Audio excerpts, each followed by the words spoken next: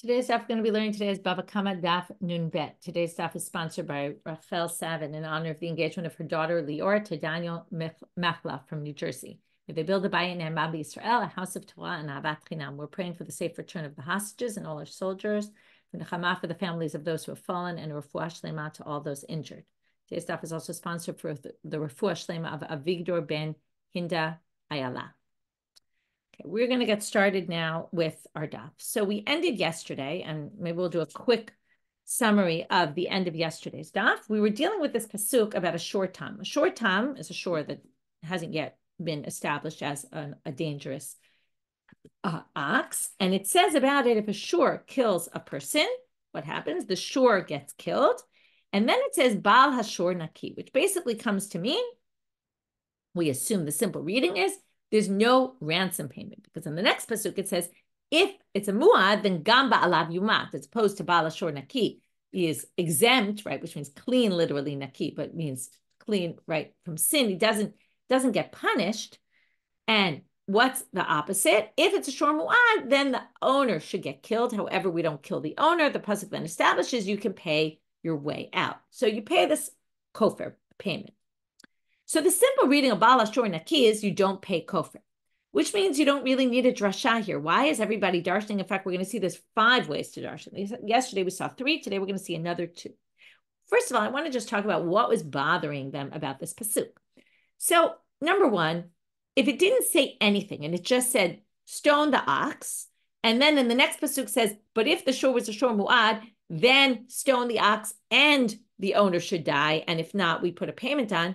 You would have obviously known there's no kofar payment in the shor tam case because it didn't say there was a kofar payment. So that's number 1. All those words are really unnecessary. And even if you were to say, maybe it just wanted to spell it out, I think that what's bothering them, again, this is just my assumption, that Bal HaShor Naki is a weird way of saying it. Just say, Habalim Lo Metim, or they're exempt, or some word. Why did it use this very strange language of Bal HaShor Naki? So because of that, it caused a big stir, basically, and a big question, what on earth are these words doing here? So let's review the 3 that we saw yesterday. We saw either it comes to teach you generally it's forbidden to benefit from the shor, because lo yachel tashor really means don't eat it, even though we don't really need a pasuk to say don't eat it, but we said, well, maybe it means even if you slaughtered it, right? Obviously, if you stoned it, you can't eat it. It's a nevela, it's a dead animal, it wasn't slaughtered. But let's say you slaughter it, you still can't eat it.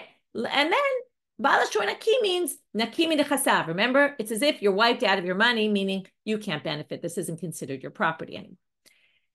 Second option was to say, well, maybe lo yachel really means don't benefit, but it says lo yachel bisaro, the meat. Maybe Bala Shor Naki comes to say also this is the hide you can't benefit from. Third option was where we ended, which we'll go back to right now, which is Rabbi Eliezer says, in case you thought there was chatzi kofar, you should know there isn't chatzi kofar. Just like there's chatzi nezek, half damages by a short time. Maybe you would have to pay half the ransom. Bala Shor Naki comes to teach you don't, right? If you didn't say anything, maybe you think, okay, just like there's full damages there'd be half here. No. To which Rabbi Akiva asked him and said, wait a minute. Of course there wouldn't be chatzi kofar, because chatzi kofar would only be based upon shor tam, the din of chatzi nezek. And chatzi nezek is paid from the body of the animal. I want you to pay attention to this question, because when we get to Rabbi Akiva and I'm a bet, and he gives an answer, the same question he asked to Rabbi Eliezer, we're going to ask on him. So let's get it clear now, which is, if you're paying from the goof of the animal, let's say there was chatzi kofar. So you would pay chatzi kofar from the body of the animal. Now, obviously, if this animal is being killed and is forbidden to benefit from, then obviously there's no value to the animal, and obviously you don't have to pay migufo because there's nothing to pay, right? They could say, bring it to court and pay with it. Okay, fine, I'll bring it to court and I'll pay with it. You'll get nothing. So obviously there's no chatzi kofar payment. So to which Rabbi Eliezer had to come up with cases where there is a chatzi kofar payment, because the animal, theoretically there would be. Therefore, the pasuk tells you there's an exemption, because either there weren't enough witnesses, right? There was only one witness, or the owner came and admitted it in court. There were no witnesses at all. Where, again, in those cases, you don't kill the ox because there's not enough evidence. Or you had a miss with your kavanah. The animal intended to kill a person, an animal, and killed a person. Intended to kill a Gentile, killed a Jew. Intended to kill a nefel, a non-viable child, and killed a viable child. Okay? Somebody wrote to me, by the way, it was an excellent comment that we talked about the Gentile and maybe recognizing people by their clothes.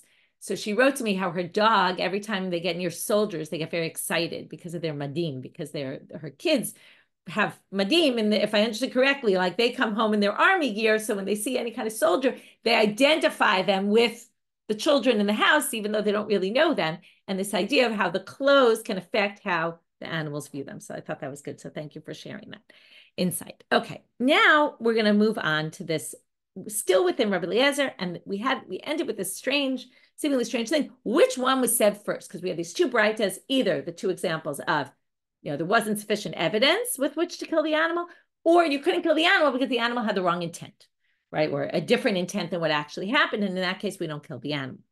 So we had one person who said, he said this one first, one person said that one first. So now we're going to go back and explain what the relevance of all this is. Rav Kahana Mishmei de Rava Amar Mitkaven Amar Liberation. Mashal L'tzayad Shesholed Dagim Min Hayam. Mishkach Rav Revei Shakel Zutre Shakel. If you say, now the assumption of both these statements we're going to have is that the argument about the Braita that said he had the wrong intent is a much stronger argument, because then really the animal doesn't get killed. It's stronger than evidence, okay, than like missing evidence. I'm not sure why they think it's stronger, but they think it's stronger. So because they think it's stronger, they say it's like a fisherman. When a fisherman takes fish in its net, so he might find big ones and he'll take them. And then he might find, after he got these big fish, might catch some small ones also and say, I'll take those as well. And that's why he started with the second one, according to this, the one about the mitkaven, which was a very strong, good answer. And then he found another answer, like some other possible answers, and he brought them anyway, because even though you already have the major answer, well, still good to have some less convincing answers. Rav Yomi bar Mishmei de Rav Amar Hemit Amar Liberation. It was the opposite. It was specifically, you didn't have sufficient evidence came first. And only later did he come up with the better answer of the kavanah. Mashal, he gives a different mashal of a fisherman. Shesholet dagim min hayam. Mishkach zutre shakel. Mishkach rav shade zutre v'shakel rav. First, Rabbi Eliezer started with the weaker argument. Then he came up with a better argument. When he came up with the better argument, he threw out the weaker argument. Said, oh, wait, I got a better one. This is what a fisherman who goes out and basically, I don't know what you say, fisher person. I don't know what the proper term is for fisher, but someone who goes out to fish, and then we can keep it gender neutral. Someone who goes out to fish and finds small fish, so obviously they take them. But then, assuming, right, some of the commentaries say we're talking about someone who doesn't have a net that's big enough. And then when they find bigger fish, they say, oh, I'm not going to waste my space with the small fish. Let me dump those and take the bigger fish. So we're going to end up with a situation where basically we're going to go with, right, that's that interpretation, that the second one came second, right? The one we saw second came second. Once he found the second answer, basically Rabbi Eliezer threw out the first answer. So now, okay, first of all, if you want to read up more about fishermen in the time of the Gemara, you can read Shuli Mishkan's article this week in Flashback about fishermen, and enjoy your reading. Okay, with that, we're going to move on to the fourth explanation of what Baal Shor Naki is coming to teach you. Again, Isur Hana, we said, no benefit from the hide, or no Chatzi Kofar payment. Now we're going to have two more answers. One is going to take us to the end of Amud Aleph. This is going to be the complicated part of today's daf. I'm already warning you, it's quite complicated. Not so, but it's complicated.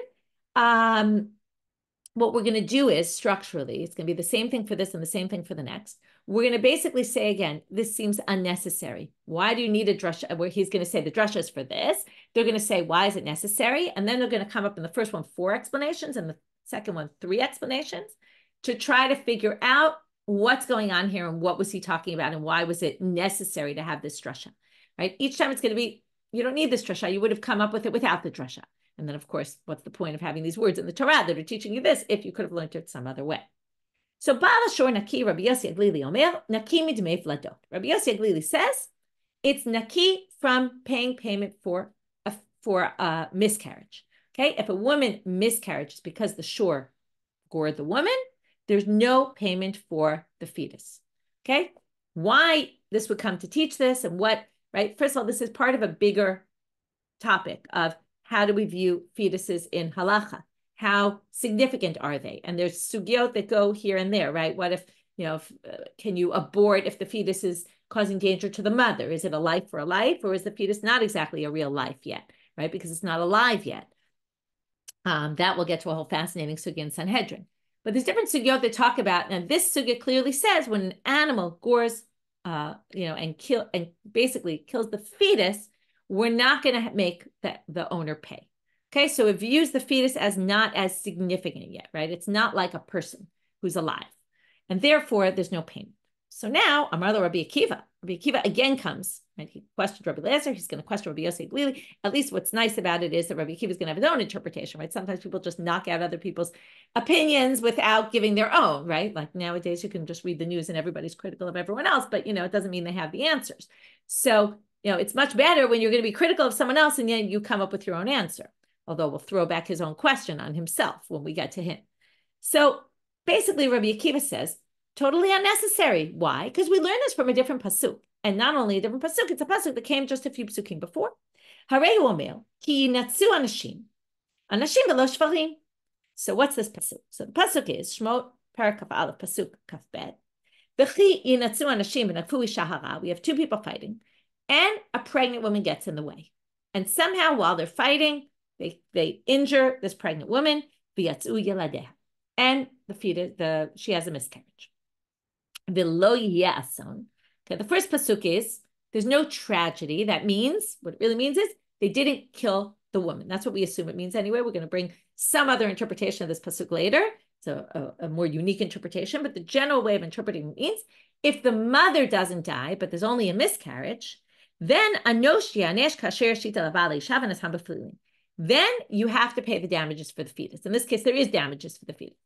The next pasuk says, if the woman dies also, and we lose the woman and her fetus, then you're not going to pay for the fetus. Why are you not going to pay for the fetus? This is based on a basic law, which is kimle b'derabamine, which means you're already going to be liable, death. That's what it says. When it starts with ayin tachat ayin and all that, and those psukim. And these are the psukim that come right before the shor. Okay, this is pasuk 22. 28 is our shor and our bala shor naki. That's why also there's reason to connect them. So basically, Rabbi Akiva says, from this pasuk you see, okay, in the case where the woman doesn't die and you have to pay for the vladot, that's only anashim v'lo shvarim. It says ki natsu anashim. It doesn't say if a shor gores, you have to pay damages, only humans. So you don't need bala shor naki to say the shor doesn't have to pay, the owner of the shor doesn't have to pay for damages to a miscarriage for the fetus, because we already learned it from here. To which the Gemara says, Shapir Kama Rabbi Akiva. Yeah, Rabbi Akiva has a good point. And then basically, Rabbi Yosi haGelili, how are you going to explain it? So now we're going to have 4 ways to explain Rabbi Yosi haGelili. Okay, and the way I view the sugya is that 3 and 4 basically can stay. 1 and 2 are going to be rejected. Also, 3 is going to be rejected, but rejected by someone who has a unique approach. And therefore, in his eyes, it's going to have to be rejected, but I think it could stand in their eyes because it's based on different approaches. You'll see when we get there. All the other options will be rejected. Amar Rav Ula Bereit Rav Idi. No, you need it. Why? Now, when it says anashim v'lo shvarim, we usually do 2 things that are similar to each other. So we'd have to have a shor that's like a person. Okay, now what does that mean, a shor that's like a person? Well, what do we know about people? Adam muad la'olam. People are always forewarned. So therefore, we're going to assume it excludes the case of a forewarned ox. Okay, so let's read it inside. So you would have thought anashim v'lo. Okay, what we're going to have to establish here is, what would you have thought? Meaning why you couldn't have learned it from the first pasuk, that the owner is going to be in some way exempt from vladot. And that's why you need bala shor naki to teach you that it is exempt. This is part of the reason why the sugya is complicated, is because we're going to have we have to explain what you would have thought. What does Rabbi Akiva say? From the pasuk, in the pasuk of bet, with the men fighting, it would be obvious that the shor doesn't pay dmei vladot. So we have to explain, maybe not. Okay, why would we somehow have yes thought that you'd have to pay dmei vladot even for a shor? In which case, and then we need bala shor naki to say in the end you don't pay the vladot. Okay, so we're going to have to fill in the blanks for each section. What would you have thought and what now you think?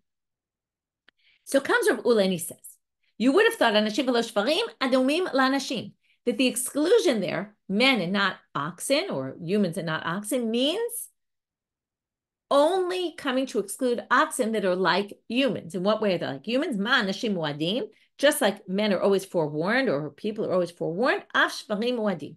Also, oxen are always forewarned. Hatam, what would that come to say then? If it was a non-forewarned ox, it wouldn't be excluded from this pasuk. And a forewarned ox would actually have to pay for vladot. Therefore, again, this is what you would have thought if you just had that pasuk. Therefore, you need bala shor naki, katav rachmana bala shor naki de patur. Very simple. The exclude now also it makes sense because bala shor naki was in the tam pasuk. So tam you wouldn't have learned from the anashim pasuk. Tam you would have thought from just the anashim pasuk. It's to exclude shvarim. A owner of an ox who's forewarned doesn't pay damages, but a tam would, okay, which makes sense in terms of technically, but it doesn't make any sense logically, and that's what Rabba comes and says. Amar Rabbi Akiva ba'arav v'gior b'shmei Shamaya. The citizen is on the ground and the stranger is in the heavens. It's a very weird comment, although it comes up a bunch of times in the Gemara. What it means is what you're saying is absolutely counterintuitive. It wouldn't make sense that the citizen is on the ground, is in a better place than the strangers. The strangers are always worse off than the locals. Okay, just thinking in my head right now, like a sports game, right? The home team always has the advantage. So here we're going to say, right, a silly example, but just popped into my head. Yeah. Okay. So now what it's saying here is that it doesn't make any sense that the shor tam will have a stricter halacha than the shor muad. We always know the shor muad is always treated more strictly than the shor tam. So how could you say you would have thought the shor muad doesn't pay damages and the shor tam does, and then you need the pasuk to say, oh, the shor tam doesn't either? That doesn't make any sense. So Ella Amar Rabba. So again, Rabba criticizes and he comes up with his own interpretation. A minor modification here. It's you might have thought anashim v'lo shvarim hadomim la'anashim. He starts off the same way. Ma anashim muadim af shvarim muadim v'kal v'chomer litamim diptire. Okay, now we're going to switch what you would have thought. You would have thought that what? Men, right, or humans who cause damage to this pregnant woman have to pay damage for the fetus. Again, assuming there's no kimle and we haven't killed anybody. Then they pay damages, not a shor muad, and obviously not a shor tam. If a shor muad is not going to pay, then obviously a shor tam, and that fits in perfectly with Rava's theory, of Yitziva ba'ara v'giora b'shmei Shamaya. By the way, giora here doesn't mean a convert; it means a stranger. Right? Gir hayiti be'eretz nochriya, like in the Torah, the gir means stranger in certain contexts. V'kal v'chomer l'tamim diptire. Okay, so that's obvious. Now, what was Bala Shor Naki come to teach you then? Well, if everyone's already exempt, then what is it coming to exempt? So this is an interesting theory.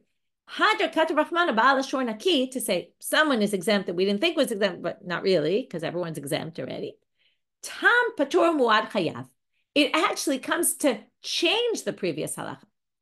You assume that it was Adam and not shor, and shor like Adam, and then obviously shor that's not like Adam, okay? Meaning any shor who gores is going to be exempt from vladot. Comes this pasuk in the context of the shor tam and says, guess what? What you thought from that pasuk is wrong. Only the shor tam is exempt. The shor muad actually does have to pay for the fetus, for the damage done to the fetus. Okay, the owner of the shor. That's explanation number 2. But as I already told you, this is going to be rejected for an interesting reason. Okay, kind of a little off topic, but Amar le Abaye, elamayata gabe boshet namine mahachi. Well, if you're going to say it here that anashim v'lo shvarim, and then Baal Shor Naki comes to override that exemption, then it should override another exemption of anashim v'lo shvarim, a pasuk which sounds the same and almost you might confuse these in your head, but it's a totally different pasuk in a totally different context. In Sefer Dvarim, chapter 25, verse 11, there's another scene, and this is why sometimes people confuse these two cases, where 2 men are fighting. Ki natsu anashim, it starts the exact same way, and therefore we're going to assume that same drasha, anashim v'lo shvarim. What happens? Ish v'achiv, a man and his brother are fighting. Here it's not just a random woman who was walking by and she happened to be pregnant. Here there's a woman who comes involved. She's the wife of one of the men. She starts to get involved in the battle here, right, in the fight. And she grabs onto his genitals. Okay, and then we talk there that in the end she has to pay damages. And what does she have to pay? Not just damages, she has to pay boshet for the humiliation that she caused to this man. So now, that's a whole other topic in and of itself there. But let's just keep it simple for today. We're not going to get into that whole case right now. But then we should say the same thing, which is what? Let's start again from the beginning. Anashim v'lo shvarim, okay, this case where there's boshet, a payment for humiliation, which is learned from that pasuk. We should say, humans and not oxen. Hadomim la'anashim, which oxen? Ones that are like humans, which would be ma'anashim muadim, just like humans are forewarned. Af shvarim muadim, also the oxen are going to be talking about forewarned oxen. Now, according to Rava, that would be, and this is what Abai is saying to Rava, you would go farther to say, kal v'chomer litamim diptire. You would say the exact same parallel thing here. All the more so the tam would be exempt from boshet, right? Again, if a shor humiliates a human, no damages, not for a shor muad, not for a shor tam. And then, hadr kata brachmana, baal shor naki, but then go back to our pasuk. When it says baal shor naki, what is it coming to say? Tam patur muad chayav. It's only the tam that's exempt in muad chayav, which would mean that it's not just demei vladot, it's also the shor tam, but not the muad, is going to be exempt from boshet, which means the owner of a shor muad who damages is going to be liable for boshet. Now, we know this is not the case, and therefore we're going to reject Rava. And even if you think it's the case, maybe Rabbi Yosi thinks that this pasuk ba'al shor naki comes to say it not only overrides the ki natsu anashim and the isha hara and the vladot, it all for the muad, it also comes to override the drasha by the muad of boshet. But if that's the case, Rabbi Yosi Omer, Patromi Dmei Vladot Umi Boshet. Then Rabbi Yosi in this Braita should have said, Ba'al Shor Naki comes to teach you exemption from the fetus and exemption from boshet, from any humiliation payments. And it doesn't say that. So you can't understand this, Rabbi Yosi this way, because it doesn't make sense to say it only applies to obligating a muad. Again, the pasuk that's exempting is actually obligating a muad in vladot, but not in the boshet, in the humiliation payment. So rejected this option. Now, it's interesting that happens here. Usually, right, Abai rejected, you would expect to see, therefore Abai gives the following reason. But the next line we have is, Ela Abai v'Rava da'amrei travayu. He actually convinced Rava that Rava was wrong, and Rava now goes together with Abai, and they come up with their own interpretation, a third interpretation. Anashim, okay, now it's going to be, this is a little bit more complicated part. Anashim, ein asom b'isha yanshu, yesh asom b'isha lo yanshu. Well, now before we get to the drasha and what you would have thought, we're going to split it into two, which is the obvious halacha. This is just reviewing what we already learned. There's two tracks within this anashim case, right? The men are fighting. There's two tracks in the psukim. Either they killed the woman and then they're exempt from payment, or they didn't kill the woman and then they're liable for payment. So let's just read it again. Inside, ein asom b'isha, if there's no death of the woman, then since they're not liable for the death penalty, they pay the damages. Yesh asom b'isha lo yanshu. Okay, instead of saying that the drasha was all on the ein ason, when you do have to pay, and we said anashim v'lo shvarim is, the men or the humans who damage do have to pay, whereas an ox doesn't, the owner of an ox doesn't. But now we're going to focus on the second pasuk, which is, if there's an ason b'isha lo yanshu, if the woman is dead, then they're liable to the death penalty, and they don't pay any damages for the fetus because of kimle b'derabba minei. When you have death and payment, you only go to death. We eliminate, right? We basically cut out the weaker sin, punishment, v'lo shvarim. But this is not true for a shor, which makes sense. Af agav diyesh ason, even though there is an ason, yanshu, because if your shor damages someone, you don't actually get killed, you pay. So if you're going to pay for the damages caused by your shor to the woman, you're also going to pay for damages caused for a miscarriage, right? For the fetus as well. So even in a case where the woman died, you're going to have to pay for the woman and for the fetus.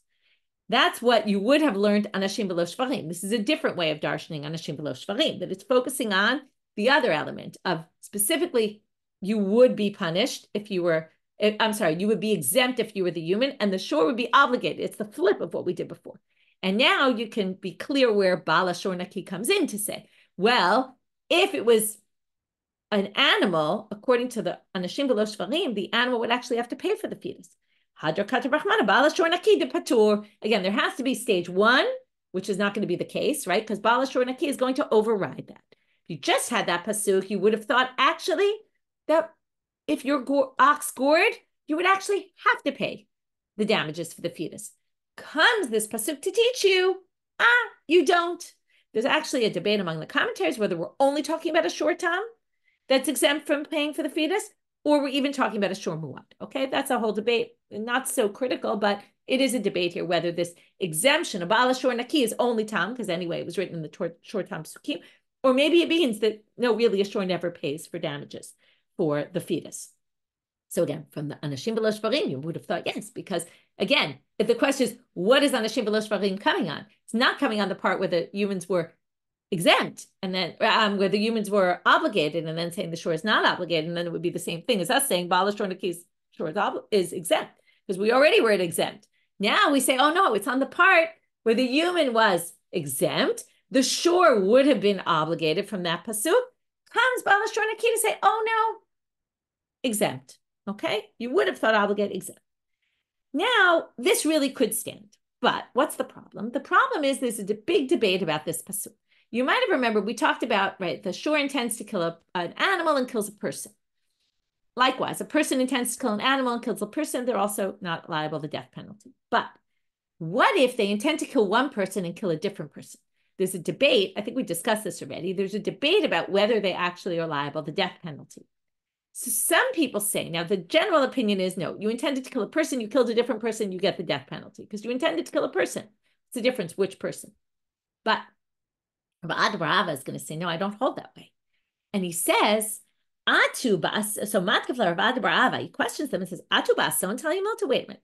This whole thing you think is all dependent on whether the woman died or the woman didn't die? Milt, the kavana tell you, bas, don't tell you milt, kavana tell you milt. It's all about, did the man intend to kill the other man? Which is two men fighting. One was intending to kill the other man. If it was a fight to kill, right? And let's say if he killed the other man, then he'll be liable to the death penalty and be exempt from the fetus, from the payment. But if he killed the woman, he's actually not liable to the death penalty, according to Rabbi Akiva, because he holds by the opinion, it's Rabbi Shimon's opinion, which fits in with Rabbi Shimon and Davar Shein and Mitkaven, right? In Masechet Shabbat, it's all about you have to have the right intent.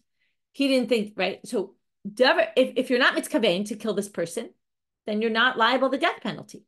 So it has nothing to do with the woman, whether she was dead or not dead. So this distinction that you made Abai and Rava, did the woman die or did the woman not die?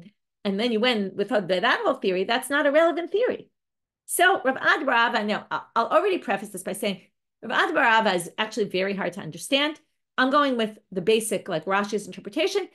There's many questions Tosfot ask on this interpretation. There's a lot of problems with it. So if it doesn't fit perfectly in your head, know that the commentaries also have a lot of issues with it. We don't have time in our daf today to go through all the issues and explain what the alternative is, but I'll explain it anyway and just let you know that there's problems here. If you want to look further, you can look at Tosfot. Anyway, he says the following.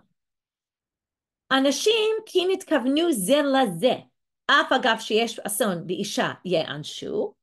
If they intended to kill each other and one killed the other, then even if there's an ason bi'isha, if they intended to kill one or the other but didn't, it doesn't matter if they killed the woman. They're still going to pay for the fetus because there is no death penalty if they killed the woman. They were trying to kill each other. One of them killed the woman, the pregnant woman.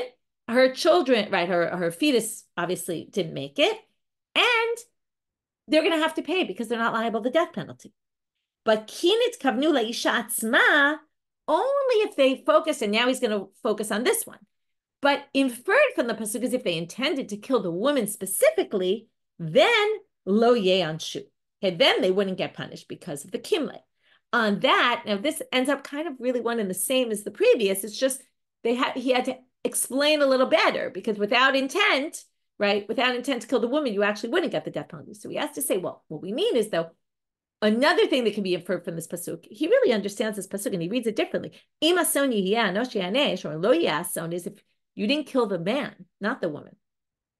So now, if you intended for the woman herself, lo yanshu, velo shvarim, not shvarim, because shvarim, again, afilu nitkavdu li'isha atzma yanshu, even if they intended for the woman to kill the woman, and killed her, they would still get punished because there's no onish mavet. There's no death penalty to the owner. Obviously, there's death to the ox, but that's not death to the owner. We're talking about the owner who has to pay the damages. So therefore, you would have thought that shvarim would have to pay. Then the Torah says, Bala shor naki, no, you actually don't pay. even if there was now the only thing he really adds here is, according to Abai and Rabbi, even if the woman got killed, right? You would think from that pasuk the shor would be liable for damages. Bala shor naki comes to say not liable. Now what Rabbi Aba adds is no. You have to say if there was intent to kill the woman, and he killed the woman. Okay, the only time you're going to actually be liable the death penalty, and we're going to have this drasha then, and that's where the humans are exempt, but animals would be liable. Comes Bala Shor Naki to say no. Also in that case, the shor is not liable, and you wouldn't have to pay damages for the fetus. Okay, now surprisingly, because I think it's kind of surprising because this opinion is a little out there and we don't really hold by this opinion la halacha. But when Chagai came from the south, he actually brought a braita that proved Rav Ada bar Ava's reading. Okay, so we ended up, this is a very long-winded way to get to, why does Rabbi Yosi haGelili say Nakimi Dmei Vladot? What's he talking about? It's either the way Abai and Rabbi say it or the way Rav Ada bar Ava says it, that whichever way you would have a case where there's kimle by humans, you don't have kimle by animals. The other pasuk would seem to indicate the animals would pay for the fetus payments, and comes the pasuk to say no. There's just never payment for an animal that causes a miscarriage. We don't make the owner liable. Okay, that's the law. What we really need to prove was why was it necessary? That was the whole back and forth. Oh, Tanya Ida, fifth interpretation of Bala Shor Naki. And now we finally get to Rabbi Akiva himself. Bala Shor Naki, Rabbi Akiva Omer, Nakimi Dmei Eved. What's Dmei Eved? Remember the psukim we read? We read that where we saw this in the Mishnah also, we have the shor tam, we have the shor mu'ad, who kills a person. Then it says, if they killed, there's one pasuk which says if it's a child, the same laws apply. And then it says, im eved yigach hashor o ama, if it's a slave, kesef shloshim shkalim yitein ladonav, you have to pay 30 shekels, it doesn't matter the value of the shor, the value of the eved, of the slave. And hashor yisakel, the shor does get stoned, and you pay this 30 shekel knas. Comes Rabbi Akiva and he says, Nakim Dmei Eved. That's only for a shor muad. If a shor tam kills a slave, the shor will get killed still. It'll be like the kofar, but there's no, just like there's no kofar payment, there's no 30 shekel payment. Okay, there's no knas payment here. Now, here comes the Gemara's question, turning out I'm a bet. The Gemara is going to throw Rabbi Akiva's question right back on him. If you want to say, Rabbi Akiva, that there was theoretically going to be a half payment of damages for a slave, even though it doesn't say so in the Torah, it'll obviously be based on half damages of shor tam, which is only paid migufo, from the body of the animal. In this case, if the shor is niskal, which we're assuming the shor is going to get killed no matter what because it killed a person, right? The whole idea is that we want to get this shor off the streets if they're killing people. Doesn't matter whether they killed an eved or a slave or a regular person. Therefore, Neymar Rabbi Akiva Lanafshi should have asked the same question he had on Rabbi Eliezer, should be asked on him as well. It's only going to be paid from this person's body, from the body of the animal, in which case, what's this shor worth right now if the shor is going to get stoned? 0. If the shor is worth 0, okay. So say, okay, right? If you even thought that there was an issue that you don't need a pasuk basically to tell us the owner doesn't have to pay anything, because if you wanted to make the owner pay, the owner would say, fine, take my shor. My shor is worth nothing. It's going to get stoned. You can't even benefit from it. Sure, you want it, take it. But obviously they don't have to pay. So, Amar Rav Shmuel bar Rav Yitzchak, for this question, we're going to have 3 answers, okay? The previous, we have 4 answers. Now we're going to have 3. Rav Shmuel bar Rav Yitzchak says, Kishakidem ba'alav ushchato. Classic, akimta, which means Rabbi Akiva only means in a particular case. In what case? Obviously, if the shor is going to be stoned, the shor is worth nothing, and there's nothing to talk about. But what if, goes back to something we saw before, you slaughtered the animal before it got stoned? Okay, so if you did that, you might have thought, lishtalamine. Well, now you have a slaughtered animal. It's not stoned in the end. So maybe you would have to pay with that. Therefore, Bala Shor Naki comes say, no, even if you slaughtered it, you don't have to pay. Right? Tamashmalan, who ilu barkatla, who since it's anyway going to be killed, it had a death sentence on its head, even though you slaughtered it already, but it had a death sentence on its head. Even though you slaughtered it, lo l'shtalamine, you're not going to have to pay from the animal itself. To which the Gemara says, big question here. if that's a good answer here to answer Rabbi Akiva's question to himself, right? That we're asking Rabbi Akiva's question to himself. Let's go back to sugya number 1 that we started with today. The Rabbi Eliezer sugya, where Rabbi Akiva says, show me a case of where there would be even an option to pay me gufo that you need a pasuk to say you don't. Well, why didn't Rabbi Eliezer say kishikidei mushachto? And not only that, but if Rabbi Akiva knew the answer to this question, because Rabbi Akiva himself gave a situation where you would need to raise the question and we just gave an answer, why was he asking Rabbi Eliezer the question that he already had an answer to that he could just pull out, right? Because he needed it for his. So Hakinami, he really could have said, Rabbi Eliezer could have said, Kidem v'shachto. V'savar, and Rabbi Akiva knew that. So why did he bother questioning Rabbi Eliezer? This question is really more on Rabbi Akiva. Why did he question Rabbi Eliezer if he could have just pulled this answer out? Well, he was hoping that maybe Rabbi Eliezer had a better answer that he was going to pull out. So even though there was this weak answer, right, which was, because it's always a little weak to bring an ukimta and say it's only in the case where kidem v'shachto, and that's what you need the drasha for. Some unique cases a little bit, not so strong. Maybe he had a better answer, and in fact, we know that Rabbi Eliezer did have a better answer. But then they say, if this could have been a possible answer for Rabbi Eliezer, so Rabbi Eliezer he should have added this to his list of answers, and he didn't. To which the Gemara says, and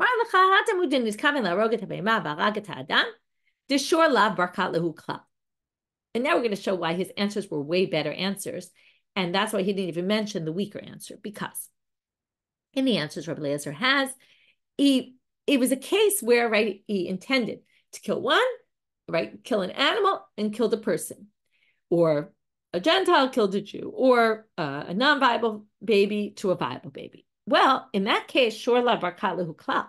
The shor is not even liable to the death penalty, and that's why there's more likelihood that maybe you would have had to pay, and you need the pasuk to tell you no. To sakda tachamina nichayv, you would have thought the person would be obligated. Therefore, it's tirchra l'miute, and that's why you need a verse to exclude that. But in this case, to me, kara barkat lahava lo tzarat kra afagav deshachte. But if the animal was already liable to the death penalty, then you don't need a pasuk to say, well, even if it was slaughtered, because it was anyway liable to the death penalty. So you could have learned that even without this drashan, the pasuk. To which they say, Rabbi Akiva nami vadai hachi have, and Rabbi Akiva must also agree to this, in which case this is a bad answer. Because it doesn't make any sense to even think that you would think you could pay with the animal, because the animal in the end had a death sentence on its head. Who cares whether you slaughtered it or didn't slaughter it? The animal was really worth nothing. And that's why Rabbi Eliezer didn't bring this answer, and that's why in the end we're going to say this isn't Rabbi Akiva's answer either. So rejection to option 1. Now option number 2, Ela Amaravasi. Hi, Milta, mipi gavra Rabbi Shmiele. So first of all, he says, by the way, this isn't my own answer. I heard it from someone very important. Umanu, who is that? Rabbi Yosi, Rabbi Chanina. Okay, I got my answer here. I'm going to tell you right now from Rabbi Yosi, Rabbi Chanina. Sakadata Chamina, you would have thought. Ho'ilva Amar Rabbi Akiva. Okay, now we're going to connect this to a different opinion of Rabbi Akiva. He had a unique opinion. You might remember this. On Daf Yomi Gimel, we learned this. Amar Rabbi Akiva, Av tam shechaval ba'adam shalem b'motal nezek shalem. If a tam kills a person or injures a person, okay, then, and let's say they're in a fight. So the shor injures the person and the person injures the shor. We take the difference between them. Remember this, Mishnah? We take the difference between the two amounts. And if the tam damaged more than the person damaged the tam, then the shor tam's owner needs to pay. But what does Rabbi Akiva think? Mishalem b'motar nezek shalem. The din of shor tam paying half damages, according to Rabbi Akiva, like I said, it's a very unique approach, but it is Rabbi Akiva's approach, is that the animal pays full damages in a case where the animal gores a person. If an animal gores an animal, then it's shor tam, and half damages. But half damage is only said in the pasuk about a shor that damages a shor. So he says a shor damages a person, but have to pay full damages because that's worse. Well, what does that have to do with anything? Well, what was the question of Rabbi Akiva? If you're going to pay if the animal attacks an eved, right, and kills the eved, normally you'd have to pay 30 shkalim. So first of all, it's a shor, the chaval ba'adam, okay, a person. And if you're going to pay full damages normally for a shor that attacks a person. And what was the whole problem? We're going to say you don't have to pay here anything. Why don't you have to pay? Because, right, and he said, because it says bala shor naki. And they said, well, you wouldn't have to pay anyway because you pay me gufo. It's all learned from chatzi nezek. Well, if it's all learned from nezek shalem, maybe nezek shalem is min aliyah. If he thinks that there's no din of chatzi nezek by a shor that attacks a person, maybe there's no din of migufo either. And it's not paid from the body of the animal. So who cares if the animal is worth nothing? You still have to pay what we call min aliyah, right? With the best of your land and the full amount. Doesn't matter what your shor is worth. Your shor could be worth 80 and the damages are 100. You'll have to pay 100 out of pocket. So in which case, the whole question is an irrelevant one. So now we're going to say the following again. Let's read it inside. You would have thought that since Ho'il v'amar Rabbi Akiva, av tam shchava b'adam shalem b'motor nezek shalem, you might say mishtalem nami d'mei eved me'aliyah. You would have to pay the value of the eved from out of pocket, and it would have nothing to do with the value of the shor. In which case, there's no question against Rabbi Akiva. That neutralizes the question. To which, right, that's what you need Bala Shor Naki to teach you, and therefore you wouldn't have known. It wouldn't be obvious that you wouldn't have to pay. Comes the pasuk to teach you, Bala Shor Naki, no, you don't have to pay damages, even though you might think you were paying an aliyah and you would have to pay anyway, regardless of the fact that your shor is worth nothing. You don't actually have to pay. That you learn from Bala Shor Naki. So, Harmala Rabbi Zerah Ravasi. How could you possibly say this? You might remember the sugi, you might not, but maybe you'll remember this phrase. It was a weird phrase. Hatavi Rabbi Akiva Ligzize. Rabbi Akiva himself broke his shita, sort of, he modified it. Rabbi Akiva limited the scope of what he said, meaning, Titania, Rabbi Akiva Omer, Yachol Yishalem and Aliyah. Rabbi Akiva thinks a short time that damages a person pays full damages, not half damages. But he doesn't think you pay him in Aliyah. He still thinks it's like a short time in the sense that it pays me gufo. And in that way, he qualified his statement. Okay, he said it's not completely across the board. Short time who attacks a person is completely like a shor muad. No. He modified it and said, or qualified it and said, it's only half damages. My mistake. Only migufo. It's full damages, but from the body of the animal, which puts us back to square one, in which case, well, then obviously there's no payment, and then you don't need bala shor naki anymore. Where does he get it from? You might have thought you pay min aliyah. Talmud Lomar, they take the pasuk about oben yigach u'ba'at yigach, and they say, kamishpat hazeh yaseh lo. Lo could be to the owner, but it also could be to the shor. And they say it's talking about the shor, meaning migufo mishalem ve'enu mishalem in aliyah. That lo teaches you it's specifically to the shor, meaning the shor is used for the payment no matter what in a short time case. Okay, that's, by the way, taking that pasuk out of context. It's not even necessarily talking about a short time, but it's a drasha. So you can't say that Rabbi Akiva goes consistent with his approach, which is that it pays from the aliyah, because it doesn't pay from the aliyah. Just because he says a shor shchaval ba'adam pays from full damages doesn't mean that you pay from the aliyah. So back to square one, there's no point for this drasha then, according to Rabbi Akiva, because if you're going to pay from the body of the animal and the animal's worth nothing because it's going to get stoned, then obviously there's no payment. You don't need bala shor naki to say there's no payment. So Ella Amarava, third and final answer here. It's now, this is a good question, and we're going to see two sides to it. Is the eved more strict than a regular person? Killing an eved could be more strict because you pay 30 shekels no matter what. If the eved is worth almost nothing, it's actually very strict. He pays a lot more. Whereas if a shor attacks a regular person, they're going to have to pay whatever the person's worth.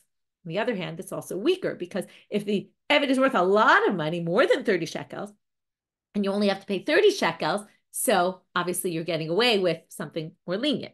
So comes Rav and he looks at it the first way, which is, you would have thought, maybe